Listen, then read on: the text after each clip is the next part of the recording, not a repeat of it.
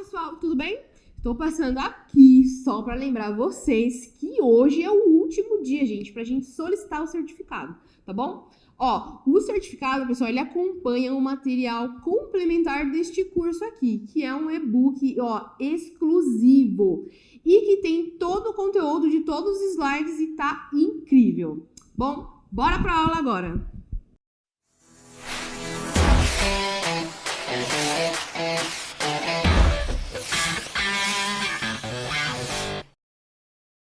Oi, pessoal, tudo bem? Espero que sim. Então, agora chegou o nosso quarto dia aí do curso de Primeiros Socorros, tá bom? A gente aprendeu muita coisa aí legal, não foi?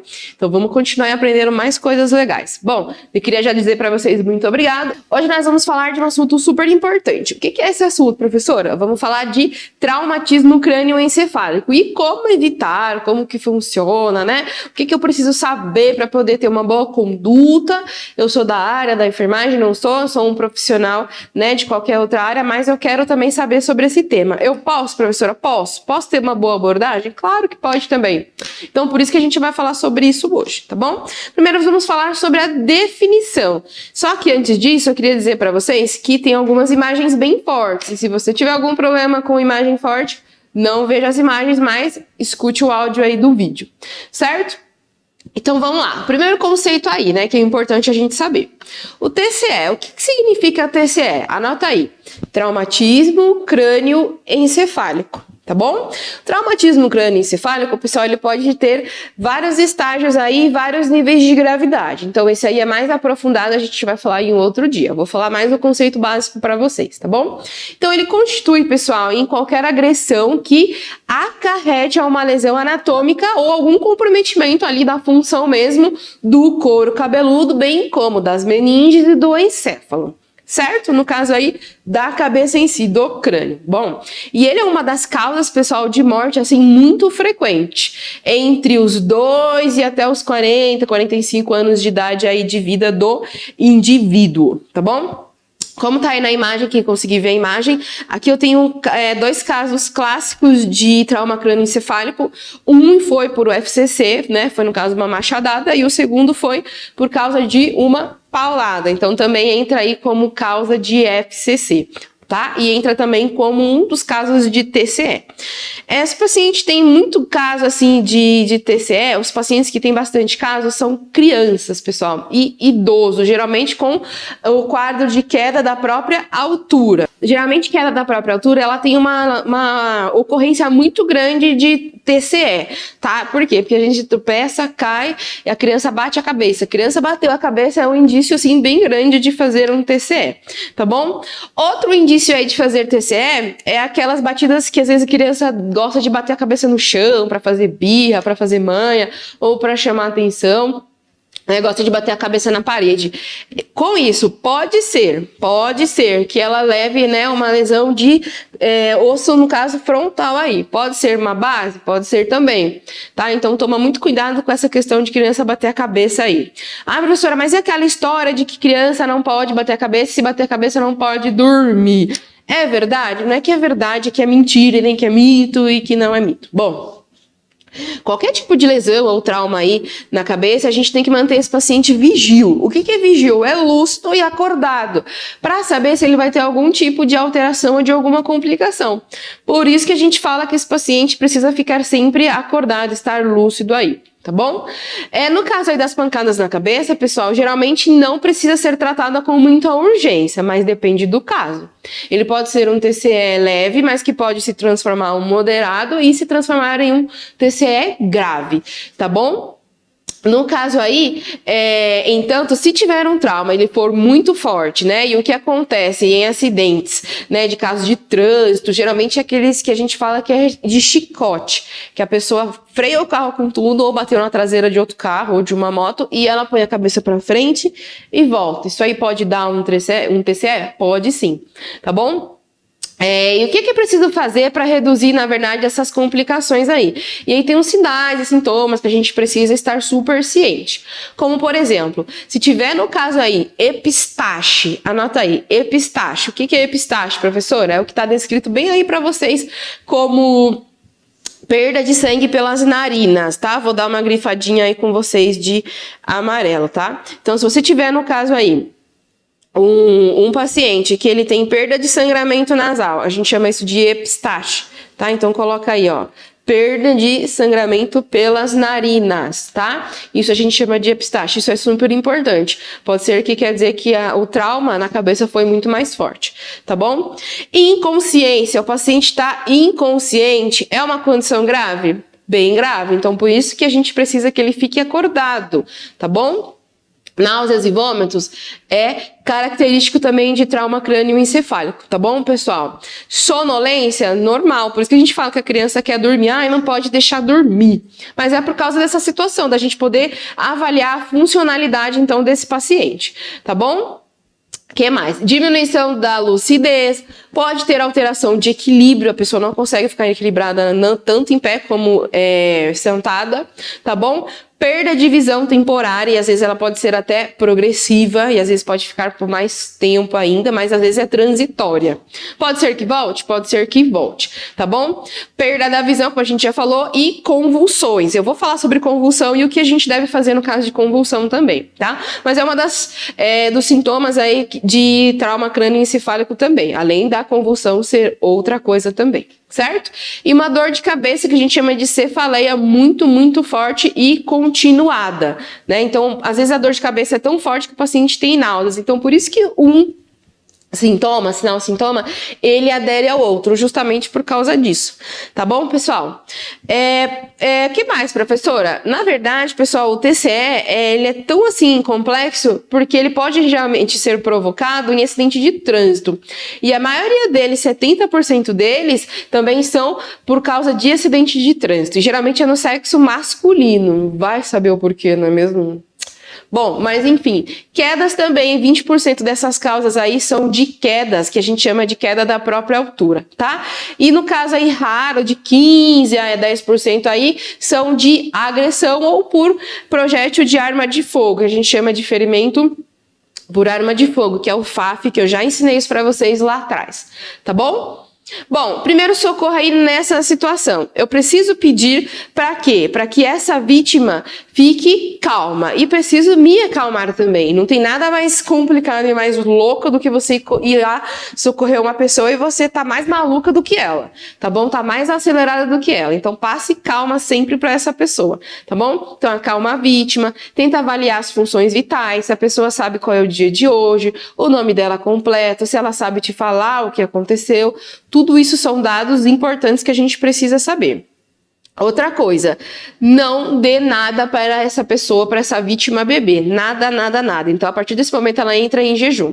Porque a gente não sabe qual vai ser a complicação maior, né? E lembra lá que a paciente, ela vai ficar com náuseas e vômitos? Então, se ela vomitar e ela vai ter mais pressão, né? No caso aí, craniana, isso é importante? É importante. Então, é melhor que ela fique em jejum, tá bom? Está com sede, não pode tomar água agora, tá bom? Que deve ser feito também, o que pode ser feito? Aplicar compressa gelada aí na região atingida, mas assim, não vai colocar o gelo diretamente na pele. Então a gente sempre pede para enrolar num pano, numa toalha aí, assim que você aplica na pele, tá bom? Geralmente tem algumas pessoas em casa que tem aquele Gelopac, Geloblock ou bolsas de gelo. Pode aplicar? Pode aplicar, mas também envolve ela num pano, tá bom? Ou numa toalhinha, para não causar uma queimadura aí no caso aí da pessoa, tá bom? O que mais? Tomar muito cuidado para não mover essa pessoa se ela tiver sofrido alguma lesão, no caso de cervical. Então, se a pessoa caiu, foi uma queda da própria altura, ela tá no chão, ela não consegue se movimentar e refere muita dor em base de crânio, então a gente vai deixar essa pessoa ali sentadinha ou no caso do jeito que ela já estava deitada no chão, tá bom? E é para não ter uma lesão muito maior. Se ela já caiu sentada, ela fica sentada. Se caiu deitada, ela fica do jeito que está. Não fica movimentando e nem pede para levantar, tá bom? Até chamar o resgate, até chamar o socorro. Quando chegar, aí eles vão protocolar esse paciente. O que é protocolar? É fazer os movimentos, né? Às vezes movimento em bloco, para movimentar aquele paciente, para que ele não tenha uma extensão maior de lesão ali na coluna cervical, tá bom? Bom, cuidar dos demais ferimentos e manter atento aos sinais vitais durante o percurso aí para o hospital. Então, se for para o hospital, se você sabe aferir sinais vitais, então aí você continua aí e faz o procedimento até. Se eu não consigo chamar uma ambulância, ele vai no meu carro, professora, da mesma forma. Eu não sei aferir sinais vitais, tudo bem, mas pelo menos aquela pessoa tem que estar responsiva, conversando. Se não estiver, é uma situação um pouco mais grave, tá bom? Cuidado na hora que for levar esse paciente na correria lá para o hospital, porque pode se tornar uma condição muito mais grave, certo? Bom, e aí no caso aí, se o paciente apresentar a convulsão, que já é outra coisa, né? Vou pedir para vocês se manterem muito calmos. Tem que se manter calmo, dá um desespero ali na hora, mas é algo que fica assim internamente. Mas tem que se manter calmo, tá bom? Por quê? O que acontece com a convulsão, pessoal? Ela é uma contração super violenta, com diversas séries de contrações musculares, sem ritmo e às vezes com ritmo aí vai com perda de consciência ou às vezes depois o paciente volta com a consciência também. Então isso depende de cada paciente, tá bom? Então, sempre manter a calma. Mas, professor, o que pode causar, então, uma convulsão? Bom, um dos casos já é o TCE, que a gente já falou, que é o trauma na cabeça, né? Trauma cefálico. Febre muito alta devido a processos inflamatórios, infecciosos ou degenerativos. Bom, dá febre, geralmente, bastante em criança. A partir de 39, né, graus e meio, 40, a criança já começa a convulsionar. E o adulto também, 40 graus, 41, esse adulto começa a convulsionar.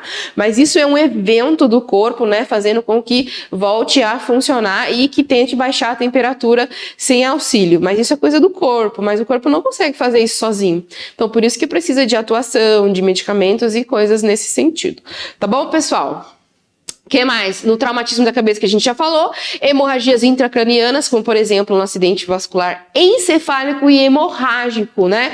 No caso aí de hemorragia craniana, esse paciente ele pode levar a uma convulsão.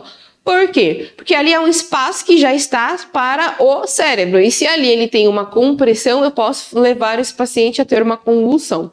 Tá bom? E intoxicações por gases, por álcool, por drogas. No caso, drogas alucinógenas, né? Insulina, o acúmulo de insulina ou ausência de insulina também no corpo humano pode fazer esse paciente convulsionar e vários outros tipos de agentes etiológicos ou não.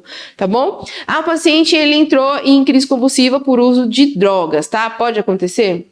Super pode acontecer, tá bom? Então é uma das condições aí também que acontece. Sintomas de convulsão. No caso, visto mesmo ali que o paciente já está convulsionando, ele vai ter aquelas, né, vibrações pelo corpo, inconsciência, lábio cianótico, espumação pela boca, ele vai espumar pela boca, às vezes sim, às vezes não. Às vezes essa espuma, ela vem acompanhada de sangue. Como assim acompanhada de sangue, professora? Porque às vezes ele morde, né, as partes internas da boca, acaba mordendo às vezes a língua e por isso que sangra junto com espuminha, tá bom? Morder a língua ou os lábios, super comum também fazer isso. Corpo rígido com várias contrações, inclusive até no rosto, tá? Tem vezes que o paciente ele convulsiona somente com um pequeno tiquezinho no olho, por exemplo, ele pode fazer isso, ó. E é uma convulsão, tá? Uma pequena convulsão. Bom, e às vezes ele tem um olhar fixo e ele não se movimenta, ele não tem contrações musculares, mas ele tem um olhar fixo, ele já está convulsionando e você não sabe. Pode ser que isso aconteça, que isso ocorra? Pode ser. Tá bom? Que mais que eu posso falar então, professora? No caso aí da imagem, deixei algumas imagens aí para ajudar vocês a treinar isso daí quando precisar. Então, sempre deixar o paciente, se ele estiver no meio de uma sala ou qualquer coisa que tiver em volta dele, a gente vai remover todos os objetos ali que possam fazer com que ele se machuque, tá bom? Eu vou deixar a roupa dele meio desapertada, porque é importante, pode ser que esteja sufocando, ver se não tem nada obstruindo a boca. Olha só, muita gente fala sobre, eu preciso puxar a língua dele, senão ele vai engasgar. Cara, não coloque a mão dentro da boca do paciente durante uma convulsão, porque isso pode dar super ruim. Como assim dar ruim, professora? Pode ser que você faça isso e o paciente decepe todos os seus dedos. Então não faça, não mexa na boca do paciente. Apenas observe, né? Abre a mandíbula dele para observar se tem alguma coisa obstruindo. Não tem? Tudo bem, ótimo, tá? Mas não tente colocar uma colher, puxar a língua, isso não existe, não se faz isso, tá bom? Permanecer sempre junto dessa vítima para que você segure a cabeça dela e vire na lateral. Por quê, professora? Porque se aquela pessoa começar a vomitar ou babar, espumar pela boca, ela não vai se sufocar. Então, a cabeça lateralizada. Às vezes eu consigo lateralizar o corpo e às vezes não. Se isso acontecer, ótimo. Se não der, você pelo menos segura a cabeça, pede para alguém pedir ajuda, né? Um serviço de emergência, e aí você vai lá e coloca embaixo da cabeça daquela pessoa um pano, uma almofada, uma blusa de frio, o que tiver ali próximo de você, tá bom? Bom, depois que a convulsão passar, ofereça ajuda para essa pessoa e chame um familiar, alguém ali que possa ajudar também, certo? Às vezes essa pessoa ela vai apresentar também confusão, mas isso é normal decorrente ali daquela situação, tá? Então eu vou mostrar para vocês agora na prática uma simulação de como funciona uma convulsão e como que você vai atender. Vamos lá dar uma olhadinha. Oi, doutor, bom dia, tudo bem? Viu? Tô com um problema ali. Oh, meu Deus. Gente, me ajuda aqui, ó. Tira a mesa, por favor, a cadeira. Por favor, quando puder, traz um pano também para me colocar na cabeça dele. Aqui, ó. Alguém chama um familiar dele para mim também. Então, nesse momento, pessoal, a única coisa que a gente vai fazer é poder segurar a cabeça do paciente e pedir para quem está em volta somente retirar o material. Para quê? Para tudo que tiver em volta, não levar esse paciente a ter uma possível fratura ou uma lesão maior, tá bom? Ele vai convulsionar no tempo dele, aí ele vai parar de convulsionar. Às vezes ele vai ter uma parada cardíaca. Se tiver, a gente faz aquele protocolo que a gente já viu na outra aula. Caso contrário, só segura a cabeça do paciente, põe para a lateral para ele não sufocar. A hora que ele parar, ele vai parar. Parou. Giovanni, tudo bem? Oi, Giovanni. Sabe o que aconteceu? Não, teve uma convulsão, mas agora já tá bem, tá bom? Eu vou chamar o resgate para vir te buscar, tá bom? Então fica aqui quietinho comigo. Então é isso, pessoal. Bom, agora que nós já vimos como que faz e a conduta correta ali, pessoal, o básico que a gente consegue fazer em casa é dessa forma, tá? Depois que passou, leva esse paciente para o hospital. Se quiser levar ele numa condição que ele está convulsionando, eu acho mais complicado. Então, espera a convulsão passar. Se depois da convulsão ele te apresentar uma parada cardiorrespiratória, a gente já sabe como fazer, porque fizemos isso na aula 2 também. Quem não assistiu, volta lá para assistir, que é super importante esse conteúdo aí, viu, gente? Certo? Então, um beijo para vocês, obrigado por estarem aqui até hoje, e aí se tiver alguma dúvida, manda lá, deixa lá no comentário, que aí a gente responde no final, tá bom, pessoal? Então a gente se vê amanhã no último dia aí de curso. Um beijão para vocês!